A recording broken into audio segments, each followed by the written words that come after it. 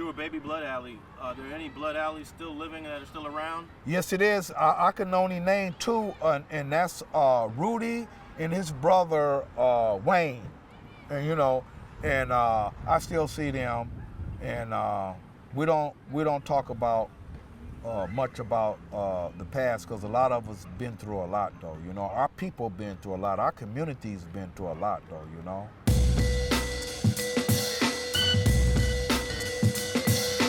When I came back, I was like a OG that retired from that type of life, but still supportive. Still come to the funerals. Still, the way they respected me, I joined a lot of organizations like Stop the Violence, Increase the Peace. They're trying to bring our brothers and sisters together and try to get them jobs and stuff like that. Now, the stuff that they were doing, I was out of touch with that. You had 14-year-old writers, though. I was out of touch with a lot of stuff. What I learned from them, and I try to stay back. But back in the day, it was funny. It was fun. People be drunk off these Red Devils, chewing all wine. They'll scrap. But that was all. You didn't hear the news, who died or whatever, though, You didn't hear about all that. Now, you did hear about black people dying, like Eula Love that got killed by the police, by the L.A. pigs, They always been themselves. They no different than they are now. They were back then, they was giving the brothers and sisters the chokehold, though, even though we had a black mayor, it didn't change nothing. Bradley didn't really stand up like he should have stood up, Eula Love, she got killed and shot over a utility bill, And that's what sparked the 1965 riot. Can you talk a little bit about those Red Devils and Truanols? I heard that when you pop some of those pills, it actually makes you aggressive and a better fighter. Shit. That without the Red Devils, you might not really have that same heart when you fighting, but you take a Red Devil and it turn you into the Incredible Hulk. No, not Red Devils, young man. Those Red Devils and Truanols, those was downers. They wasn't like Benny's uppers. They were downers. People would be dragging their feet, man, falling, tripping. Fender benders and stuff was going on, Those Red Devils was like a downer. I'll pass out over a Red Devil or a Truanol.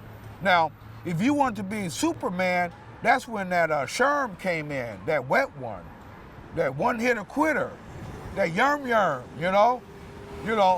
that'll make you feel strong. So I take it you tried a little bit of all of that when you was young. Oh, yeah, a little bit of all of it. We started drinking wine, Santa Fe, white pork, Ripple. And then came in the scene during the 60s when we had the drugs and everything.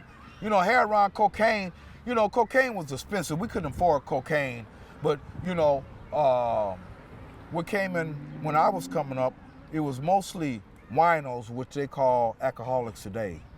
We didn't have hard drugs, unless you was in the Hollywood scene or whatever, though, but in our neighborhood. And then when I came back, a lot of other stuff was coming out. Night Train, 2020, Mad Dog 2020, Cisco. Where did this stuff come from? And it only was in our neighborhood. You didn't have them in the Fairfax district or in Beverly Hills, but it was in our neighborhoods, though, right? Do you know how the Sherm, the water, how that came into the neighborhood? I don't know how or who created Sherm, but I know one thing: whoever did created it, it was created to keep the black man down in our community. Because once they got on Sherm, families got torn apart, people losing jobs, people going to jail. I don't know who created it, but you couldn't go out in Beverly Hills and get a Sherm stick, or in Culver City, or in Fairfax. It was brought in this neighborhood just like guns was brought in this neighborhood. We don't manufacture guns. How did Uzis get here, though? When I came back, neighborhood rolling 20s, I felt like these young dudes ain't scared of nothing. You know, they was known all over. Rappers talked about them. Cities knew about rolling 20s. But how'd you feel that there was no more Blood Alley? Well, that was a time for that. It was a time for Slossons, businessmen, outlaws. Most of the Blood Alley young grandchildren was neighborhood rolling 20s. You know, that was the next generation. So it wasn't like it was just faded away. You know, a lot of people that was from Hoover Park Family, their young grandchildren is from NHBs now, though. You know, from Hoover Park Family, my grandchildren is from Rolling 20, neighborhood Rolling 20. My grandchildren were from neighborhood Rolling 20s. My daughter that died, and a lot of her cousins was all 20s now, though. You know. What was the whole like dress code like back then? Well, back then, you know, they used to wear biscuits, and biscuits is like Stacey Adams. You know, some had Levi's, those stiff ones, those 501s, creased though, you know. If it was raining, they have a trench coat, a London fall coat or a trench coat we wore back in the day. Or if it's not raining, they wore mohair sweaters or whatever, you know, a stingy brim, you know, black coat stingy brim. Back in the day, games, we used to dress back in the day. We wore suits when we went to parties, Stacey Adams shoes, we had hats on, you know. Where would y'all get the money to pay for it? It sounds like these outfits cost a little bit of money. You know, back in those days, man, parents, my father was a dapper Dan, you know. He wore a suit with a handkerchief. As I got a handkerchief now, I still got the habit though, you know, I wear a handkerchief, you know. Back in the days, parents dressed their kids. I guess because a lot of parents came from the South down here wanting better for their kids during the 40s, in the 50s, and the 60s.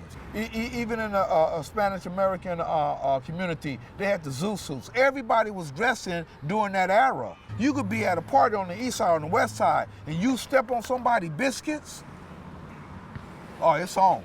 It is between you and that guy. It wasn't the whole set, though, you know.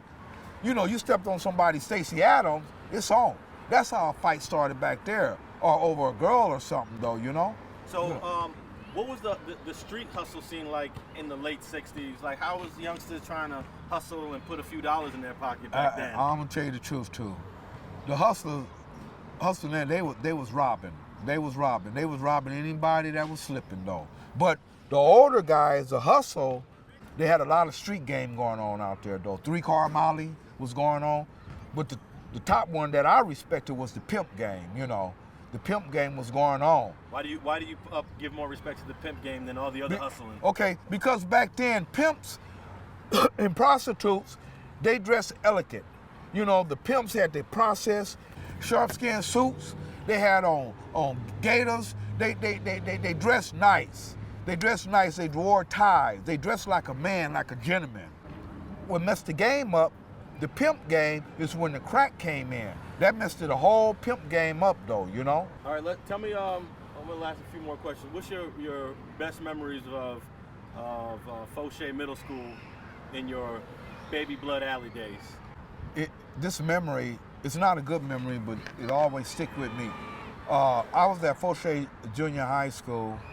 That morning, my brother was listening to the radio, and he was crying, and I kept hearing him saying, "They killed King. They killed King." When we went to school, this is in '68, we had a sit out. All the students sit out. We didn't go into the class, you know. We sit out in front of Foshay on the grass. They killed, in the '60s, let's just say the '60s, they killed John F. Kennedy. Robert F. Kennedy got killed in '68 at the Ambassador Hotel. Plus you had the Vietnam War going on. As a young man, I remember the '60s as a violent year, though. You know, it was a violent year, but then yet, the Black Panther Party gave me hope. They gave me some kind of hope. The US organization gave me some kind of hope, though. The Watts riot taught me that we're not gonna take it no more. We're not gonna take it no more. Stand up, black man, stand up. So that's what I remember of the 60s at Foshay Junior High School. Anybody could chastise you then. I wish more brothers and sisters would speak to the young people today, not point at them and say, look at that crackhead over there, look at that prostitute over there, look at that gang member over there. You know, try to get to know them. Try to get to know them before you start judging. And try to help them.